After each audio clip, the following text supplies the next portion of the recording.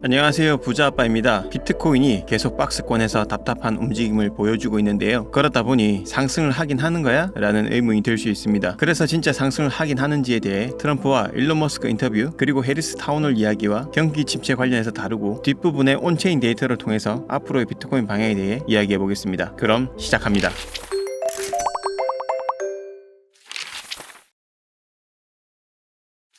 이번 주에 가장 큰 관심을 모았던 이벤트는 트럼프와 일론 머스크의 만남이었죠. 아래 기사 내용 요약에 보시면 폴리마켓 사용자들은 대담에서 비트코인이나 가상자산이 언급될 확률을 65%로 예상했지만 전혀 언급이 없었고, 정치, 경제, AI, 불법 이민, 온난화 등의 주제만 다루었었죠. 그동안의 트럼프의 행보를 보면 당연히 비트코인에 대한 이야기가 나올 줄 알았는데 말이죠. 이러한 트럼프의 태도 때문에 비트코인의 하락에 영향을 준 건지 여기에 관련된 해외 기사가 있어서 가져와 봤습니다. 라이브 비트코인 뉴스라는 해외 코인 전문 언론사 보도를 번역한 내용입니다. 여기에 보시면 트럼프가 왜 비트코인에 대해 언급하지 않았는지 이야기가 나오는데요. 원문을 번역기로 돌린 거라 문장이 어색할 수 있는 점 감안하고 봐주시면 좋겠습니다. 기사 내용을 보시면 트럼프가 이전에 암호화폐 관련 행사에 관여했음에도 불구하고 머스크와의 대화에서는 이 빠르게 발전하는 산업에 대해 다루지 않았습니다. 이 누락은 주요 인물들 사이에서 암호화폐에 관여하기를 꺼리는 더 큰 패턴을 반영하며 주류 정치와 금융의 암호화폐와 복잡하게 통합되어 있음을 반영합니다. 조금 쉽게 설명하자면 지금 암호화폐 산업이 급격하게 성장하고 있지만 전통적인 정치나 금융 시스템과 완전히 잘 어우러지지 못하고 있고, 여전히 많은 규제와 정치적인 복잡성이 얽혀 있어서 이날은 비트코인에 관련된 대화를 피했다는 게 기사 내용인데요. 여기에 대해 제 생각을 덧붙여 보면 이 부분에 대해서는 두 가지 이유로 추측해 보았는데요. 이번 인터뷰는 트럼프가 다양한 이슈를 다루는 자리였고, 더 시급하거나 주목도가 높은 주제들을 우선적으로 논의했을 가능성을 생각해 볼 수 있을 것 같습니다. 그래서 우선순위에서 밀린 거죠. 이민 정책이나 경제, 인공지능 등은 미국 대중에게 더 중요한 이슈로 다가올 수가 있으니까요. 트럼프는 계속해서 여러 차례 비트코인에 대해 자신의 입장을 밝힌 바 있기 때문에 이번 인터뷰에서는 전략적으로 새로운 이슈에 대해 논의하고 더 집중하고자 했을 가능성이 높았을 것 같습니다. 또한 8월 15일 카말라 해리스 진영에서도 이벤트가 있었는데요. 이 이벤트는 해리스가 주최하는 이벤트가 아니라 크립토 포 해리스라는 단체가 주최자였었죠. 이 행사는 카말라 해리스 부통령의 대선 캠페인을 지지하기 위해 기획되었으며 온라인 화상으로 진행이 되었습니다. 카말라 해리스의 지지율이 트럼프를 앞서고 있는 만큼 이 이벤트에 대한 투자자들의 관심도가 많이 높았었죠. 그런데 이 이벤트에 관련된 내용들이 잘 없어서 제가 해외 기사들을 찾아 행사가 어땠는지 한번 알아봤는데요. 정리해보자면 이렇습니다. 먼저 참여자들의 면면을 한번 보면 암호화폐 산업 내의 주요 인사들, 예를 들어 마크 큐반과 앤서니 스카라무치 등이 참여했습니다. 또한 척 슈머 상원 다수당 원내대표도 발언을 했는데요. 이 중 마크 큐반은 미국의 억만장자이면서 비트코인에 대한 투자가로도 알려져 있습니다. 2020년 이후 꾸준하게 비트코인의 전망에 대해서 긍정적인 발언을 해왔고, 최근에는 비트코인이 세계적 준비자산이 될 수 있다고 언급한 바 있습니다. 그리고 스카라무치는 비트코인이 앞으로 10배는 더 오를 거라고 예측했던 인물이면서 미국의 유명 헤지펀드 스카이브리지 캐피탈의 CEO이기도 합니다. 이처럼 참여한 사람들의 면면이 대단하지만 많은 참석자들은 이 행사가 기대에 미치지 못했다고 평가했습니다. 일단 해리스 부통령이 직접 참여하지 않은 점이 큰 실망을 불러일으켰으며, 구체적인 암호화폐 정책에 대한 논의가 부족했다는 지적이 많았습니다. 그리고 척 슈머 의원의 발언도 구체적인 내용이 부족하여 일부 참가자들은 실망감을 표출했는데요. 이러한 반응은 암호화폐 커뮤니티 내에서 민주당이 암호화폐 산업에 대해 명확한 입장을 취하지 않고 있다는 우려를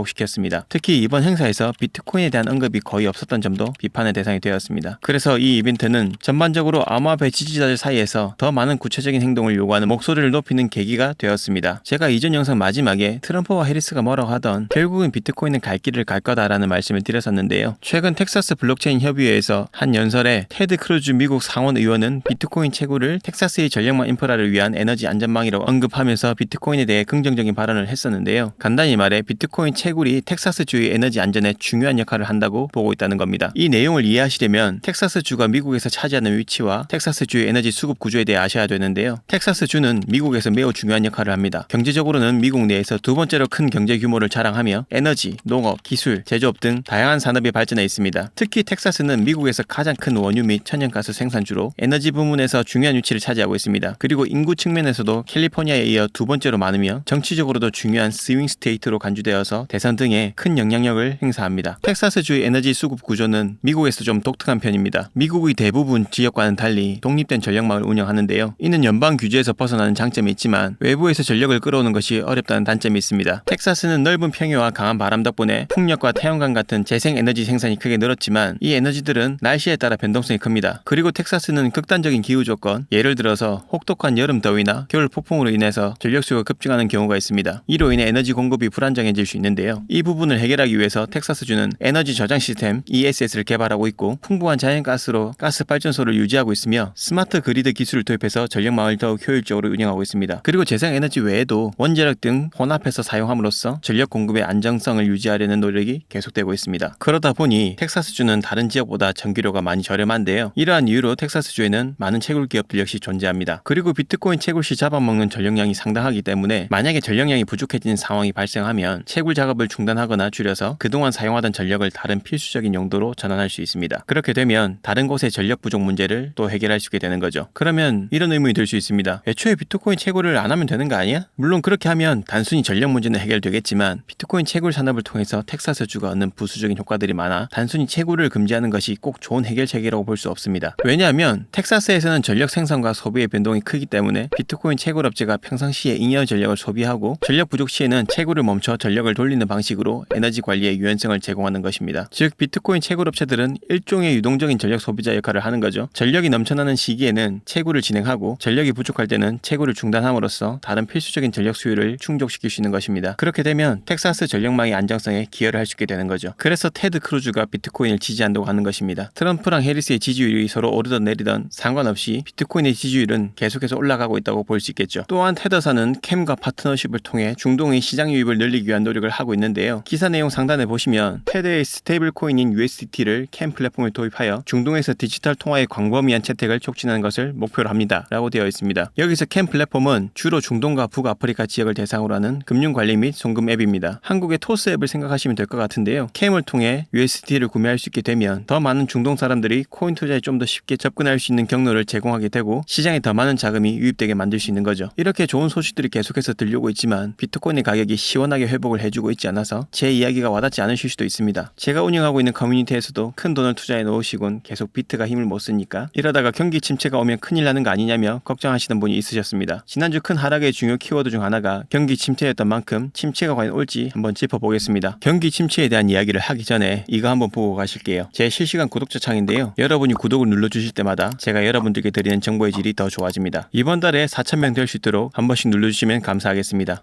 방금 하나 올라갔네요. 그럼 이제 경기 침체에 대한 이야기 해보겠습니다. 이 기사는 지난주 블랙 먼데이 때 보도된 해외 언론사 인디펜던트의 기사 내용입니다. 경기 침체에 대해서 다룬 내용인데요. 기사 내용은 이렇습니다. 역사적으로 신뢰받는 샴룰 지표에 주목하고 있다고 합니다. 이 지표는 미국 실업률의 3개월 이동 평균이 12개월 최저점보다 최소 0.5% 높을 때 경기 침체가 시작된다고 예측해왔다고 합니다. 하지만 이 지표의 창시자인 클라우디아 샴은 현재 미국이 경기 침체에 빠져있지 않다고 주장하며 금리 인하 여지가 충분하다고 설명했다고 합니다. 실제로 우려했던 바와는 다르게 경기 침체의 가능성에 대해서는 크게 걱정하지 않아도 된다는 내용이죠. 실제 수치도 그런지 한번 봐보겠습니다. 미국 경기 침체 확률을 나타내는 리세션 지표입니다. 이 수치가 높을수록 경기의 침체 확률이 높다고 볼 수 있는데요. 최근 몇 년간 경기 침체 확률은 굉장히 높아져 있었습니다. 올 초에 거의 최고치에 달했었고 지금 약 20%가량 떨어진 상태인데요. 과거 리먼 쇼크 때보다 더 높은 수치를 현재도 유지하고 있어서 안심할 만한 수치는 아닐 수 있지만 2008년도와 지금의 현재 상황도 다르고 계속해서 수치가 떨어지고 있기 때문에 이 지표 하나만 가지고 경제 대공황이 올 거다라고 말하기에는 다른 지표들도 참고해봐야 될 것 같은데요. 이 그래프는 미국의 M2 통화 공급량의 연간 변화율을 나타냅니다. M2는 현금, 저축 예금, 단기 예금 등 비교적 유동성이 높은 자산들을 포함한 지표로 경제에서 유통되고 있는 자금의 양을 측정하는 데 사용됩니다. 통화 공급이 이때 급격하게 떨어졌다가 최근 들어서 M2 공급량이 다시 증가하고 있음을 알 수 있는데요. 이는 경제에 유입된 자금이 늘어나고 있는 것을 의미하며 경기 침체의 가능성이 낮아진다고도 해석해 볼 수 있습니다. 덧붙여 설명드리면 중앙은행이 경제를 활성화하기 위해서 유동성을 공급하고 있다는 신호로 해석될 수도 있습니다. 이때가 코로나 팬데믹 시기인데요. M2 공급량이 가장 많았었고 엄청난 유동성이 시장으로 흘러들어왔었죠. 그리고 코인 대상승장도 이때였습니다. 지금 마이너스에서 이제 막 고개를 들고 올라왔죠. 이 이후에 공급량이 더 늘어나게 되면 경기 회복에도 좋은 영향을 주게 되고 비트코인이 상승하게 되는데도 당연히 영향을 줄 수 있을 거라 생각합니다. 그리고 이전에 보여드렸던 리세션 지표도 계속해서 떨어질 수 있겠죠. 그렇게 되면 약간의 경기 침체는 올 수 있겠지만 경제 대공황까지 이어질 확률은 상당히 낮겠죠. 그럼 비트코인 투자자들은 어떻게 행동하고 있는지를 한번 보겠습니다. 여기 빨간색 선을 보시면 비트코인을 오랫동안 보유하고 있는 사람들이 현재 가격에 비해 얼마나 많은 신뢰를 가지고 있는지를 나타내는데요. 쉽게 말해서 사람들이 비트코인을 팔지 않고 계속 가지고 있는지에 대해 알 수 있는 지표입니다. 이 수치가 낮을 때는 사람들이 비트코인을 팔지 않고 오랫동안 가지고 있는 상태인데요. 비트코인의 가격이 더 오를 것이다 라고 믿고 있다는 의미고 일반적으로 이 시기 이후에 비트코인의 가격이 오른 경우가 많습니다. 반대로 과거의 비트코인 고점 구간을 보면 이 빨간 선이 많이 올라와 있습니다. 이 시기 때 사람들은 비트코인을 많이 매도했고 이후에 가격은 큰 폭으로 하락을 해주었죠. 지금 이 구간을 보시면 비트코인의 가격은 많이 올라왔지만 있지만 과거 비트코인이 $10,000도 안 하던 시절과 수치가 비슷합니다. 비트코인의 가격은 높아졌지만 투자자들은 오히려 가지고 있으려고 한다는 거죠. 또한 비트코인 가격과 USDC, USDT 두 가지 주요 스테이블 코인의 거래소 유입량의 관계를 보면 스테이블 코인이 거래소로 유입량이 늘어났을 때 비트코인의 가격이 상승했고 반대로 줄어들게 되면 비트코인의 가격은 하락하는 움직임을 보여주죠. 앞번에 비트코인이 신고점을 갱신했을 때 스테이블 코인의 거래소 유입은 최고점을 찍었죠. 그리고 4월부터 지금까지 하락하는 동안에 하락했었다가 다시 유입량이 점점 상승하는 모습을 보여주고 있습니다. 차트에 보시면 노란색의 장기 이동 평균선이 우상향하고 있는 것을 같이 보실 수가 있는데요. 실제로 테드사와 서클사에서도 28억 달러 상당의 스테이블 코인을 발행했습니다. 우리 돈으로 거의 약 4조에 해당하는 금액인데요. 스테이블 코인의 추가 발행은 매수 압력으로 작용할 수 있고 비트코인의 가격이 눌린다고 하더라도 대기 중인 자금이 시장으로 유입되어서 비트코인 가격을 들어 올려줄 수 있을 거라 예상해 볼 수 있을 것 같습니다. 보신 지표는 퍼머넌트 홀더 지표인데요. 일반적으로 오랜 기간 동안 비트코인을 보유하고 매수 후 장기적으로 보유하는 경향이 있는 투자들을 의미합니다. 이 파란색이 그 수치인데요. 차트에 보시면 이 수치가 급등하고 난 뒤에 비트코인 가격이 엄청난 상승을 했었습니다. 이때도 그리고 큰 조정이 오고 난 뒤에 이때도 마찬가지죠. 그리고 이 구간을 보시면 과거의 축적량과는 축적량 자체가 많이 다릅니다. 그리고 최근에도 엄청난 양을 매집을 했었죠. 그래서 장기 투자자들은 앞으로 비트코인이 더 상승하는 것에 대한 기대를 하고 있다고 볼 수 있겠죠. 이더리움도 같이 한번 봐보겠습니다. 이더리움 현물 ETF가 승인이 난 뒤에 이더리움은 크게 시세 분출을 하지 못하고 있었습니다. 상황이 이렇다 보니 이더리움 현물 ETF 효과를 크게 실감할 수 없는 상황이죠. 하지만 이더리움 연구 보유자들은 이더리움이 거래되기 시작한 이래 사상 최대치로 매집을 하고 있습니다. 작년부터 시작된 이 매집은 이전 불장과도 비교할 수 없을 만큼 어마어마하게 매집이 들어왔습니다. 이 매집하던 시기보다 가격은 훨씬 높은데도 불구하고 이 정도의 양이 매집이 되었다? 저는 이 매집량이 앞으로 다가올 불장에 이더리움의 가격 퍼포먼스가 얼마나 클지 대략적으로나마 예상해 볼 수 있는 부분인 것 같은데요. 이번 상승에 비트코인이 전고점을 넘어섰던 것에 비해서 이더리움은 그러지 못했죠. 그렇기 때문에 오히려 손익비는 비트코인보다 이더리움이 더 괜찮을 수도 있을 듯 합니다. 그리고 다양한 지갑 주스들의 축적 활동을 한번 봐보면요. 지금 엄청나게 축적하고 있는 걸 알 수 있습니다. 여기 보시는 파란색은 적극적으로 축적하는 시기이고 빨간색은 비트코인을 축적하지 않거나 오히려 매도한 시기를 나타냅니다. 그리고 위로 갈수록 더 많은 물량을 가진 주소들이 비트코인을 축적하고 있다는 것을 의미하는데요. 여기에 보시면 개인 투자자보다 고래들이 이 시기에 훨씬 많은 물량을 축적하고 있습니다. 이전에도 보시면 이 고래 투자자가 크게 매집했던 시기 이후에 비트코인 가격은 높이 상승해 주었고 이 몇 달 동안 매집을 쉬었다가 다시 시작을 했다는 것은 대상승장이 멀지 않았음을 시사하는 것 같습니다. 답답하시겠지만 조금만 기다리시면 좋은 날이 올 것 같습니다. 정리할게요. 트럼프는 비트코인에 대해 언급하는 것을 잠시 멈추고 있고 해리스는 아직 확실한 스탠스를 취하고 있지 않습니다. 하지만 트럼프와 해리스가 싸우든 말든 비트코인에 대한 지지율은 올라가고 있습니다. 트럼프냐 해리스냐 우리가 어쩔 수 없는 것에 힘을 쓰기보다는 할 수 있는 것에 집중을 하면 좋겠습니다. 경기 침체에 대한 우려가 있었지만 지금 큰 걱정은 넣어두셔도 괜찮을 것 같네요. 새로운 자금들이 들어올 수 있는 통로는 계속해서 늘어나고 있습니다. 이 통로를 통해서 큰 자금들이 유입될 수 있기를 기대해 보겠습니다. 개미들은 조심하지만 고래들은 계속해서 축적해 나가며 상승장을 기다리고 있습니다. 고래들의 움직임을 보았을 때